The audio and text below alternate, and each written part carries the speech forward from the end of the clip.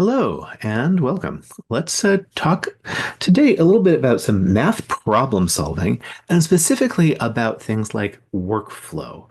And I will say that when we get started with a lot math and looking at questions and textbooks and just online resources, we usually find there's a lot of explanations, some useless details, little factoids that get put in there because those are the things that they're including to help you solve. They're giving extra detail, but it's not always going to be helpful in your own work. In fact, it tends to interrupt a lot of the work that you're doing.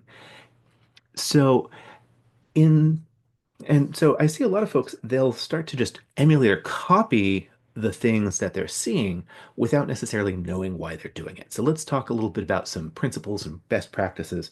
And let's think about the things that we want to know or we want to go over, want to sort of show in our own work. So, one of the first things that we should talk about, let's talk about some of our principles, some of the things that are going to guide us as we are working. Now, one of the first things I like to talk about is let's think about reading your work later. Think about what it's going to be like to go back and take a look at your own work. I realize that some folks don't do this, but especially if you're going to be doing things like turning in work to an instructor, or if you want to share your work with a fellow student, sort of say, hey, what do you think of this process? Where did I go wrong? Where did I make a mistake? Thinking about who is reading it is helpful too. But yeah, you need to be able to do things like read what question you're asking. Frequently, it's just like, oh, what am I doing? Knowing what question you're answering is incredibly important. You need to be able to follow your process. You need to be able to find your conclusion. So you need to be able to, first of all, tell what you're doing throughout this, which means you're going to need to have some sort of good base organization. And you probably want to keep away from some things like some distractions or interruptions in your work. Next thing is you want your flow to be natural. When you're reading a question, it doesn't, it's not the same as when you're writing it. So we need to figure out a way to make our workflow naturally without causing us problems later on. So there's a couple things here. First of all, we're going to try to avoid some diversions. I know that there's a lot of things where they say, "Oh, well, here is." It's like I've tend to see this a lot when folks are doing things like FOIL. It's like, oh, they'll write out FOIL, and then they'll show all of that. But that's not necessarily what's going to be helpful because it's like, okay, well, we see what those things are, but it's a little bit disconnected and it doesn't necessarily flow to the next step. So every step should show progress. And if you're going to be doing any scratch work, that should be off to one side. If you're going to include it at all, you need to make sure that those things are kind of set aside so you can sort of see where you're going from one step to the next.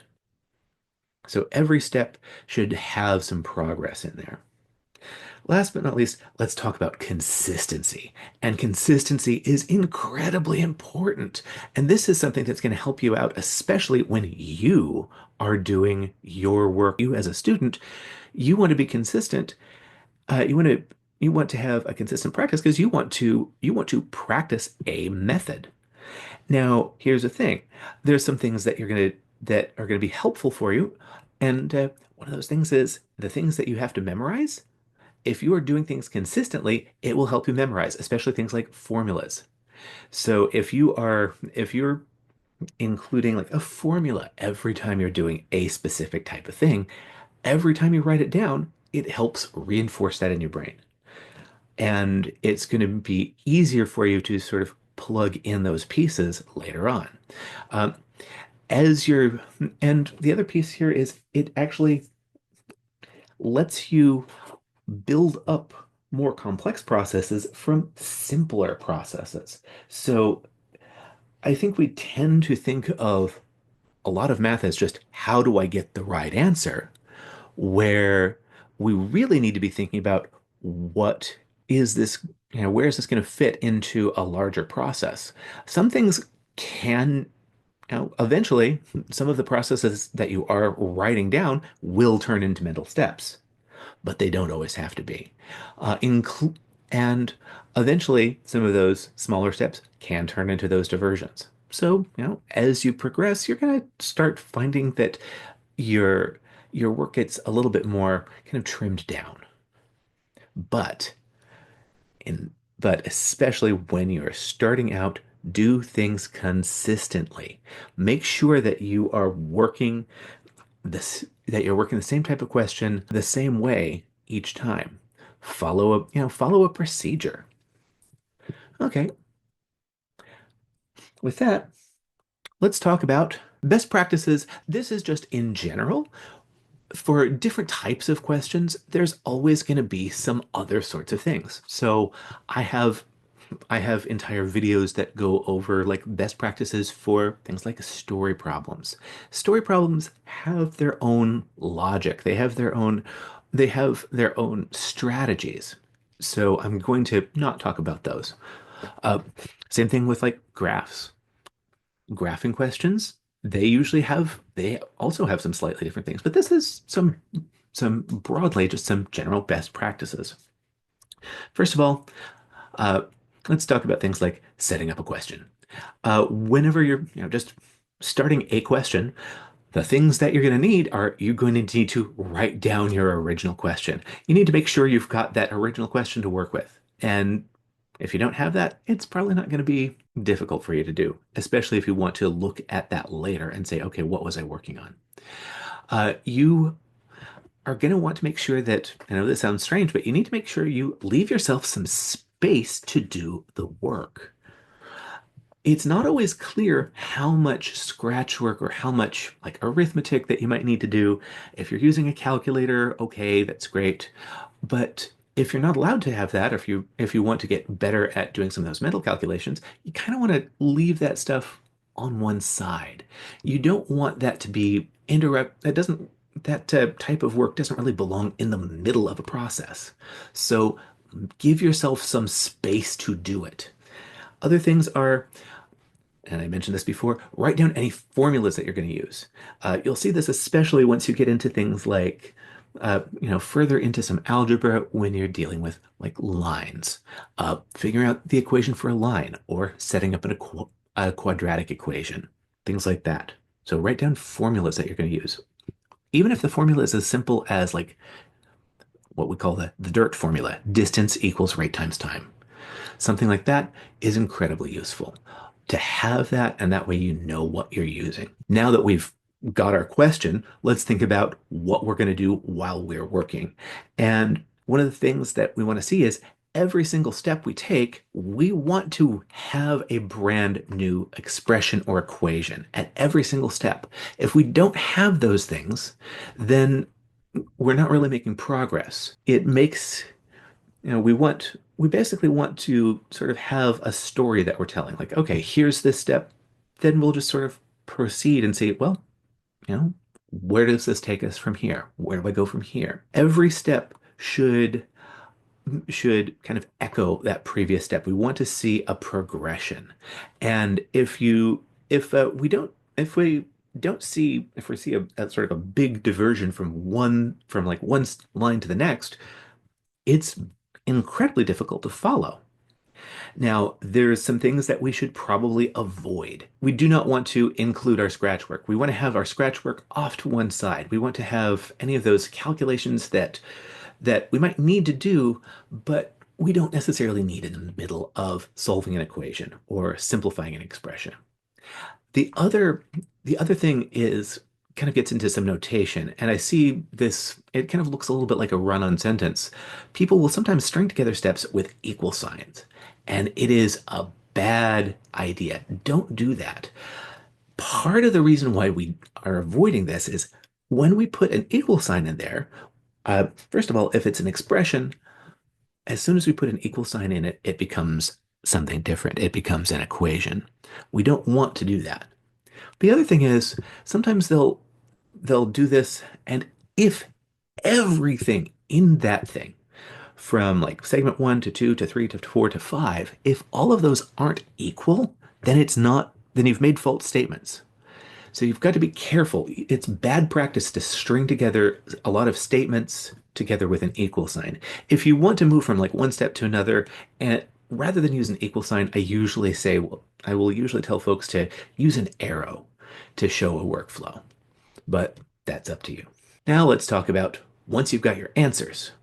Once you get your answers, a lot of times we need to clearly state our answers. We need to make sure that our answer is visible. A lot of times it gets folded into some of the other work that gets done, and it makes it difficult to find.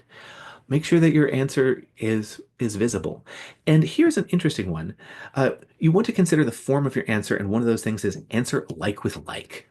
So if you're answering an equation, it's usually good to answer with an equation, like your variable equal to something. Or if you've got an inequality, make sure like, okay, x is greater than or equal to 5, whichever. Idea of answering like with like is it goes a little bit further. So things like if your question is asking about or has a lot to do with fractions, it probably is not going to be good to answer with decimals then. Although there is some flexibility on that. If you're doing a lot of things with decimals, probably don't want to have to answer with fractions. But it there is there is some flexibility there, uh, especially when it comes to. But then with a lot of things like story problems, make sure we include your units because without units, things don't have context. You need to make sure that your questions have the proper like units because if you're especially in a story problem or things like that, if you don't have units, your answer may very well be meaningless. Okay, let's go and do some examples. And I've got a couple examples here, and let's do some things like, and I've got a variety of things. So let's do things like simplify using our order of operations. And I'm going to simplify this one. Okay, I've got 52 minus 48 divided by 8 times 2. So for a lot of folks, you recognize this as an order of operations question. Now, there's some extra things that we can do later on. There's some refinements. So if it helps to do things like say to like over here, I might do some scratch work, and it might be helpful to sort of remind yourself like, oh yeah, I'm doing PEMDAS. I'm doing that. I'm doing my order of operations. Now, multiplication and division, they're ranked the same. So I need to do these in order from left to right. So I've got 48 divided by 8, that's going to be 6. So I've got, I know that's going to be 6. Now, that's not helpful for us when I look at that later. I need to make sure that I have everything else here. So I'm going to make sure that that's all there. 52 minus 48 divided by 8 times my 2. Okay, now I've got, keep doing that. Multiplication, that's 6 times 2 is going to be 12. And now I can do 52 minus 12. That's going to be 40. Now, if you don't know that, you can go over here and do this as some scratch work. Say, okay, 52 minus 12, 0. Okay. And now here is, I've got my answer. Fairly straightforward. We've got a question, got the work, got our answer. Okay, let's see how this works for a different type of question. Let's say I was asked to like simplify an algebraic statement. Let's do 8 times 2y minus 5 minus 4 times 7y plus 3. Alrighty, so looks like I've got some work to do. And first thing I need to do is I need to distribute. Now, some of these notations might be helpful for you. You might just say, "Oh, I'm doing this." That's that's relatively easy to see. I'm distributing. Okay, well, 8 times 2y is going to be my 16y. 8 times 5 is going to be 40. Now let's do it again. I'll go ahead and distribute here. I don't need to show that notation all the time. 8 times 7y is going to be minus 28y. Minus 4 times 3 is 12. Okay, there we go. Now I've got all these kind of jumbled together. If it helps you to do things like say, oh, well, let's look at all of my terms. I've got my 16 minus 28y, or 16y minus 28y. Oh, I can see that here are my like terms, and I should just be adding those like terms. So that looks to me like I'm going to have, what is that, minus 12y. And then negative 40 minus 12 looks like I'll have minus 52. So yeah, sure enough, I don't have any other like terms, so I'm done right there. Okay, let's see what this looks like when I'm solving an equation. So here I'm solving 7y minus 6 equals negative 90. Now, some folks will like put the next step like plus 6, just plus 6, or they might do this as a separate line and do this all in one line. I tend to do things along the lines of just say, oh, well, I know I'm going to need to add 6 to both sides. So I'm going to do that. I'm going to go ahead and add 6 to both sides. And here, this is relatively clear what we're doing. I'm adding 6 to each side of my equation. I've seen some folks also who will put a little guideline saying, okay, here's my equal sign, so this is where my equation is going to be. Negative 6 plus 6 is 0. So over here on the right, I just have my 7y. Negative 90 plus 6, well, opposite signs means I'm going to subtract. That looks like I'm going to have negative 84.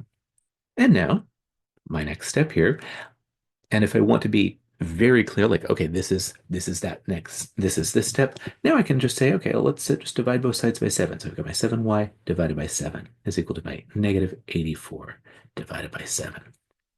7 divided by 7 is 1, so I've got y is equal to negative 84 divided by 7 is going to be negative 12.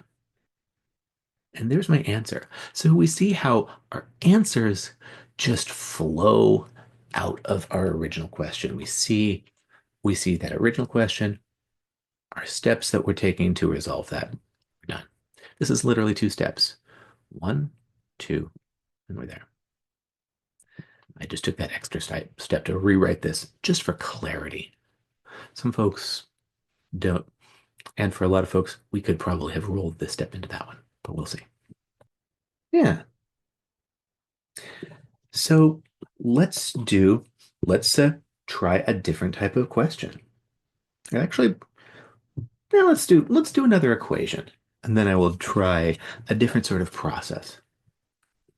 So let's say I've got an equation I want to solve. I'm going to do a little bit more involved one. This one is going to be 5 times x minus 3 equal to 3 times x plus 2, and I'll just do minus 1. So on this one, might not entirely be clear what to do. When it comes to solve, and this is a different sort of process question, but I usually say we're going to simplify each side. So I'm going to add one little refinement here, and this is going to be an annotation. So here I'm going to simplify each side. So when I do that, okay, let's simplify each side. 5 times x, and then 5 times 3. So I've got 5x minus 15. That looks simplified over here. On this side, I also need to distribute. 3 times x is going to be 3x. 3 times 2 is going to be 6. And I still have that minus 1. Well, I still can do some simplification over here. So I'm going to go ahead and do that. This 6 minus 1, that looks like I'm going to have that looks like that's going to be a 5. So I'll do 3x plus 5. Okay. It's equal to my 5x minus 15. Now, now I've got variables on both sides, so I need to move my terms. I need to move my variables. I'll just say terms.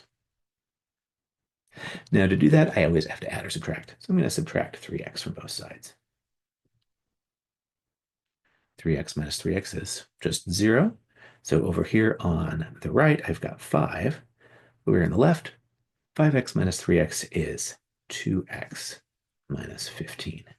Now notice that every single step, I have an equation. This is what I was doing to that piece. All right, let's do it again. Let's get all of my constants on the opposite side. So I'm going to add 15 to both sides. Negative 15 plus 15 is 0. 5 plus 15 is going to be 20. We've got 2x equals to 20. And now I'll just divide both sides by 2. And when I do this, now I've reduced. 20 divided by 2 is just going to be 10. So x equals 10. I've seen a lot of folks will just throw an extra, they'll throw another equal sign on here and try to say that's good. But that means that you're still unfinished. Once we've simplified it, then we're done. All right, let's take a look at a type of question where there's several things going on, and this is and this is the type of thing where having built up some of these skills, it really is helpful when to have these skills, to have this method kind of built up. Let's say we need to find the equation of a line that passes through -3, -2, and 0, 4. So that's our question. So it looks like we've got two things to do. So what I'm going to do is I'm going to just say, well, I know the one thing I need is, well, I've got 2 points. I'm not given a slope. And then from there, I could either use any point or an intercept. I'm going to note that this point right here, I see this right here that there's that I have an intercept. So, or I have that y-intercept. So I'm going to find my slope, and I know from there I'm going to use my equation or my formula, m equals y2 minus y1 over x2 minus x1. So we're showing that formula. Rather than just diving right into it, we're showing that formula. Oh, here is my y2. That's 4 minus my, looks like -2. Here's my x2. So there's 0 minus my -3. Oh, there's that. So it looks like I've got 4 minus -2. That looks like I've got, what is that going to be? 4 plus 2? That looks like 6. Minus the -3 is a positive 3. Oh, so it looks like my slope is just 2. Alrighty. So there's my slope. Now I'm just going to note that 0, 4 is my y-intercept. So we're going to use y equals mx plus b. And with this, I need a slope and I need the intercept. So in this case, this is just going to be y equals 2x plus 4. And from here, we're done. From what would seem like a fairly tough question, okay, we found a slope, we've got this piece, and then we're going to use that formula. All of a sudden, something that would have been very difficult, that could be very difficult, especially if your process is a little bit chaotic, to say, oh, there's my slope, there's here is my intercept, here, so I'm using this formula, so there's my answer. And with a question like this, literally this kind of question is what we call a plug and play question, where all we're doing is we're We're swapping in values for our variables. Okay, hopefully this was helpful for you, and we will see you in the next video.